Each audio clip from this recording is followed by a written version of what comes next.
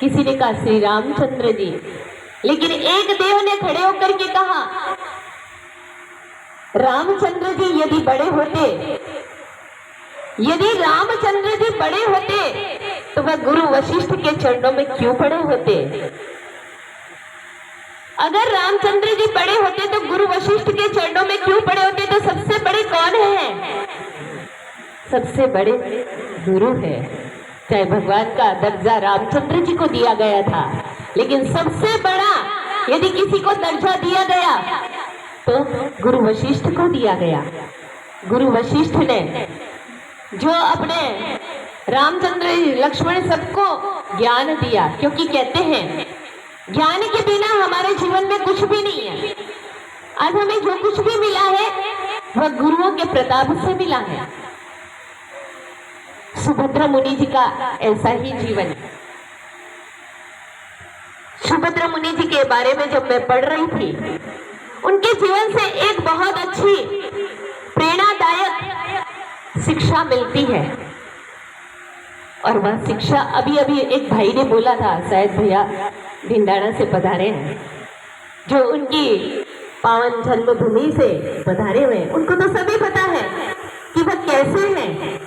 उनके जन्म स्थान से उनके गुरु ने अपनी ही जन्मभूमि पर जन्म पाया है।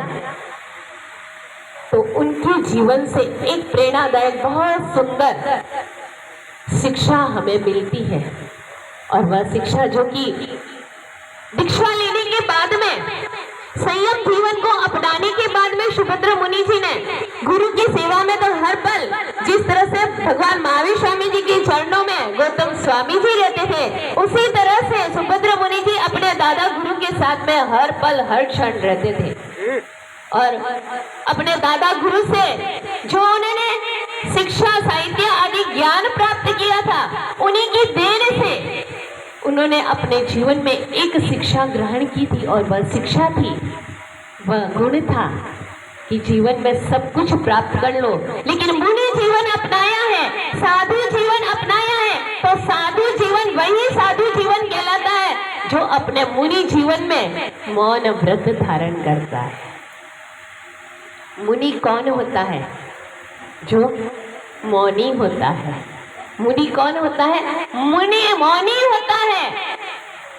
हम जब कभी भी किसी भी गुरु भगवान के पास में जाते हैं, गुरु भगवान के पास में जाते हैं, वह हमेशा आपने नोटिस किया होगा कि गुरु भगवान सदैव अपने साधना में रत रहते हैं, अपने स्वाध्याय में लीन रहते हैं। वह कम से कम भाषा वर्गणा पुद्गल को समाप्त करते। क्यों करते हैं? क्योंकि उनके पास में परमात्मा की दी हुई जो भाषा है उन्हें प्राप्त हुई है, उस भाषा को, अपनी आत्मशक्ति को इधर उधर खर्च नहीं करते। मौन रह करके परमात्मा की साधना करके आत्मशक्ति को उजागर करते हैं। मौन का मतलब क्या होता है? हम जब कभी भी मौन धारण करते हैं, आप जब कभी भी मौन को स्वीकार करते हैं, आप मौन कब लेते हो? अगर किसी से पूछा जाए, अभी किसी को मौन का नियम दिया जाए, तो सबसे पहले कहेंगे कि महाराज जी कितने टाइम तक का मौन रखना है? क्या मौन रखते वक्त हम मोबाइल चला सकते हैं? क्या मौन रखते वक्त हम टीवी देख सकते हैं? क्या मौन में हम निद्रा ले सकते हैं, नींद ले सकते हैं? मौन कैसा होता है? मौन में हम संसार की बातों का त्याग करते हैं। मौन का मतलब होता है आत्म साधना में लीन बनना, आत्म साधना में अपने जीवन को व्यतीत करना। और जो मौन करता है, जो मौन रहता है, मौन से आत्मिक शक्तियां इतनी उद्घाटित होती है। और जो सुभद्रा मुनि जी ने अपने जीवन में मौन धारण करके वह शक्तियां, वह लब्धियां प्राप्त की, जैसे जैसे भक्त उनके पास में आते हैं, जैसे जैसे कोई भी दुख दारिद्रता होती है, कोई कष्ट होता है, कोई पीड़ा होती है, तो मौन के माध्यम से जो शक्ति प्राप्त की है, उस शक्ति को वह अपने गुरु भक्तों को केवल मांगलिक देख करके भी उस दुख दर्द को दूर कर देते हैं। यह प्रभाव कहाँ से आया? आत्मशक्ति से आया। और आत्मशक्ति कहाँ से प्रकट हुई? ज्यादा बोलने से। हमारी जो 5 इंद्रियां होती है, हमारी 5 इंद्रियां कितनी है? 5 इंद्रियां। उन पांचों इंद्रियों में यदि कोई बलवान इंद्रिय है तो कौन सी है? कौन सी है? रसनेन्द्रिय। मैं हर वक्त अपने प्रवचन में ये बात जरूर कहती हूँ, हमारी जो पांचों प्रकार की इंद्रियां हैं उस इंद्रियों में सर यानी कि बलवान इंद्रिय कोई है तो वह रसनेन्द्रिय।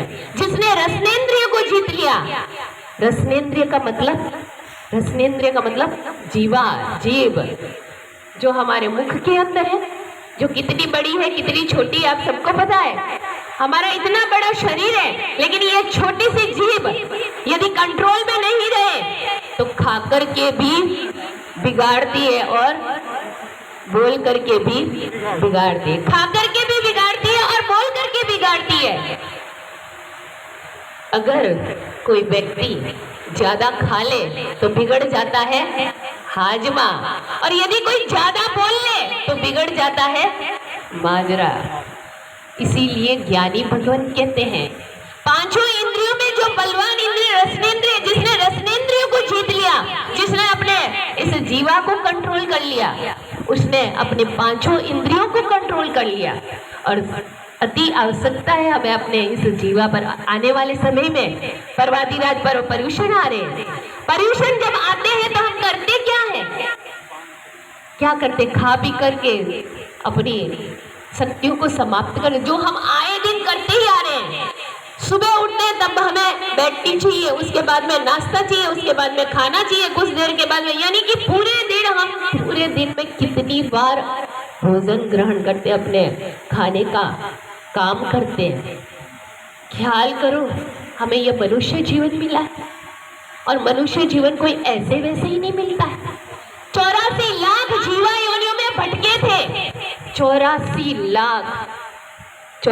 लाख बोलो, उसको यदि हम गिनती करना शुरू करें तो कितना टाइम लग जाता है। ऐसे 84 लाख जीवा योनियों में भटकने के बाद में बड़े पुण्योदय से हमें यह नर का तन मिला है, मनुष्य का देह मिला है। और इस देह को पाने के बाद में क्या हम इसे यूं ही व्यर्थ गवाएं? खा पी करके मौज मजा करके जो जीवन मिला, ये तो जीवन देखिए कुत्तों को भी जानवरों को भी मिला। वह इधर उधर गलियों में भटकते हैं, लेकिन वह पराधीन, वह अपने जीवन में कोई आराधना नहीं कर सकते, कोई अपने जीवन में विरति नहीं स्वीकार कर सकते, पचकान नियम नहीं ले सकते हैं। लेकिन हम कितने पुण्यशाली हैं कि हमारे जीवन में आराधना साधना संभव है, हम कर सकते हैं। वह कर नहीं सकते, चाहे वह भूखे भी रहेंगे लेकिन फिर भी वह पचकान में नहीं रहते, तो वह चाहे कितने ही भूखे रहे उनको लाभ प्राप्त नहीं होता है। लेकिन हम भूखे रह करके पचकान में रहते हैं। एक घंटे का आज जो सुभद्रा मुनि जी का आप जन्म दिवस मना रहे, कौन सा जन्म दिवस है?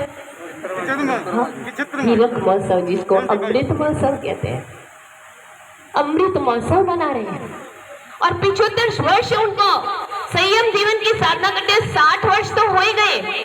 और ऐसी छोटी उम्र में संयम जीवन स्वीकार करके उन्होंने किस तरह से अपनी आत्मा का कल्याण, स्व कल्याण के साथ साथ पर कल्याण किया है। एक सेकंड भी अपना जीवन व्यर्थ नहीं गंवाते हैं। ऐसे महापुरुषों के जब जन्म जयंतियां या पुण्य तिथियां आती है, तब जन्म जयंतियां आती है तो हम गुण कीर्तन करते हैं, उनके गुणगान गाते हैं।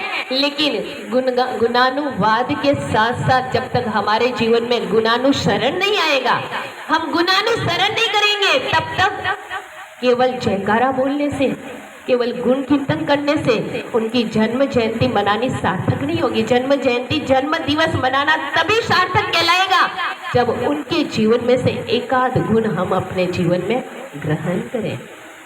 आज संकल्प धारण करें कि सुभद्रा मुनि जी का पावन जन्म दिवस तो 12 तारीख को चला गया था।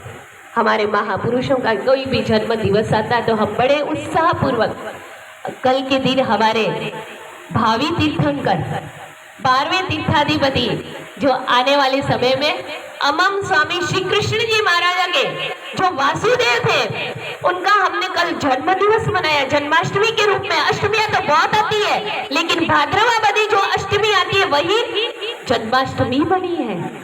तो ऐसे महापुरुषों के जन्म दिवस को मनाते मनाते और आज कल उन महापुरुष का जन्म दिवस मनाए और आज हम अपने उपकारी गुरु का जन्म दिवस मनाते हुए यह संकल्प धारण करें कि आने वाले समय में पर्वाधिराज पर्व पर्युषण के समय में मैं कितने घंटा मौन रखूंगा, मैं कौन से नियम का पालन